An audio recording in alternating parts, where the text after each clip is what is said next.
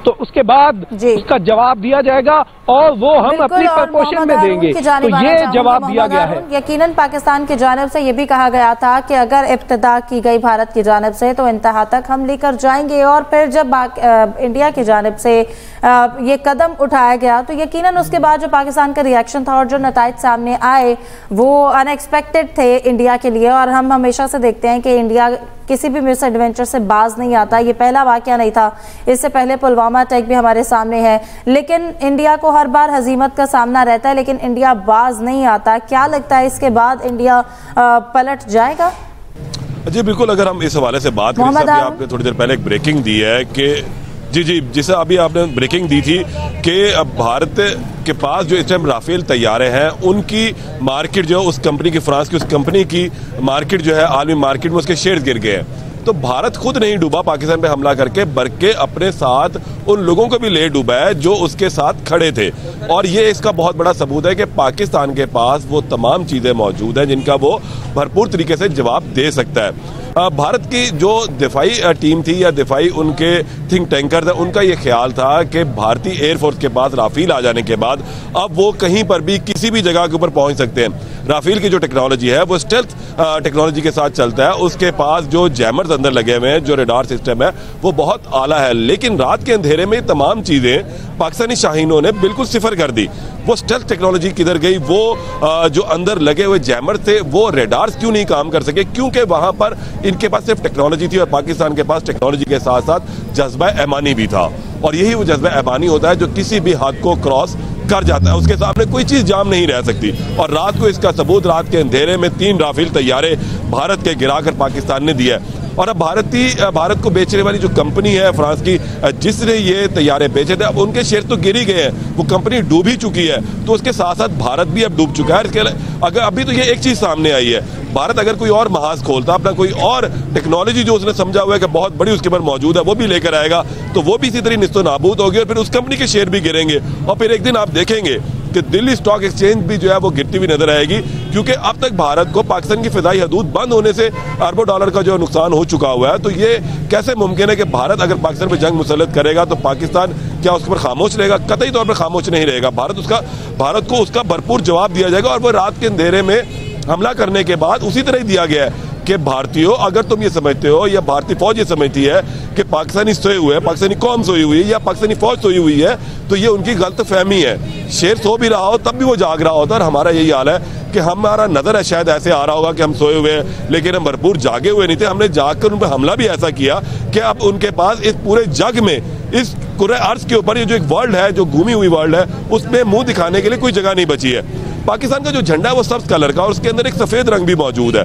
ये सब जो रंग है ये इस बात की अक्कासी करता है कि हम मुत्तहिद है, पूरी पाकिस्तानी कौम मुत्तहिद है। और जो सफेद रंग है ना वो भी इस बात की अक्कासी करता है कि हम पुरअमन लोग हैं। यहाँ पर हमारे साथ माइनॉरिटीज भी जो रहती है, हम वो भी हमारे साथ है, इस सब्ज रंग का हिस्सा है। और हम लोग जब इकट्ठे होते हैं तो फिर हम ऐसे खूनख्वार शेर बन जाते हैं कि अगर हम पर हमला करोगे तो भारतीय सूरमाओं को जो है वो कुछ नहीं बचेगा। जब सूरमा के जो लफ्ज है अगर उनको अलहदा किया जाए तो बिल्कुल टूट जाएंगे।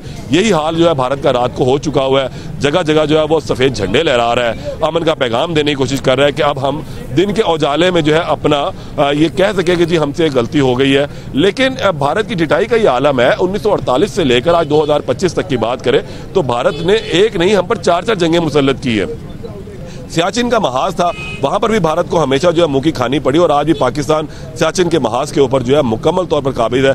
और वहीं से जो है पाकिस्तान तमाम चीज़ों को देखता भी है। इसके साथ अगर हम दूसरी तरफ चले जाते हैं तो कोई भी सेक्टर है, क्योंकि सबसे भारत की जो कोशिश होती है वो सिविलियन आबादी को निशाना बनाए, गरीब लोगों को निशाना बनाए। वो फौजी तनसीबात पर हमला करने की जरूरत इसलिए नहीं करता क्योंकि उसे मालूम है कि अगर पाकिस्तान की फौजी तनसीबात की तरफ मैली आंख से देखा भी तो फिर पाकिस्तान इनका वो हाल करेगा जो रात के अंधेरे में 1:30 बजे के बाद राफेल तैयारों के साथ हुआ है, जिन्होंने सोचा था कि वो रात के अंधेरे में उड़ने के बाद कहीं से कहीं चले जाएंगे, लेकिन वो पाकिस्तानी हदूद में दाखिल होते साथ ही जमीन बोस भी हो गए। एक मिग तैयारा भी उन्होंने हाथ से खोया और इसके बाद एक सिखुई 30 भी उनके हाथ से जो है इसका जा चुका हुआ है। 3 राफेल तैयारों का मतलब ये है कि अरबों डॉलर जो है इस वक्त निस्तो नाबूद हो चुके हैं। और इसके साथ साथ वो कंपनी भी अब बेचारी गिर चुकी हुई है जिस कंपनी ने इनको फरोख्त किया। वो भी सोच रहे होंगे उनके बड़े कि हमने भारत से ये दिफाई मुआहदा करके उसको तैयारे बेचकर जो कितनी बड़ी गलती की है, क्योंकि उनके पास इनको चलाने की कोई महारत ही नहीं है। है, कोई सेंस ही नहीं है, कोई काबिलियत नहीं है और ना ही उनके पास कोई जज्बा है। सिर्फ मोदी सरकार जो है अपने इलेक्शन प्रोसेस भी नजर नहीं आता इंडिया के इस तरह के स्टेप लिए जाने के पीछे कि रात में आप हमला करते हैं, दिन में आप अमन का झंडा लहराते हैं। आप का इस सारे मिस एडवेंचर के पीछे क्या थॉट प्रोसेस था वो समझ नहीं आ रहा। अब मैं नईम असगर आपकी जानिब आना चाहूंगी। जैसा कि हम बात कर रहे हैं कि इस सारे प्रोसेस में अब इंडियन मीडिया भी जो है ऐसी सच्चाई है जो वो नहीं छुपा पा रहा और कई चीजें वो खुद भी रिपोर्ट कर रहे हैं। इसके साथ साथ अब अमाराती जो है हुकाम उनसे भी ये बात करना भारत की कि अगर कशीदगी को कम करने के हवाले से कोई बात की जाए तो जब पहले ही सिफारती सतह पर इतनी लैदगी हो गई थी इंडिया को, फिर इस तरह के मिस एडवेंचर करने के पीछे क्या लॉजिक थी? देखिए, मैं फिर वही बात करूंगा, इसी शेर से इब्तदा करूंगा कि जंग लाजिम हो तो लश्कर नहीं देखे जाते।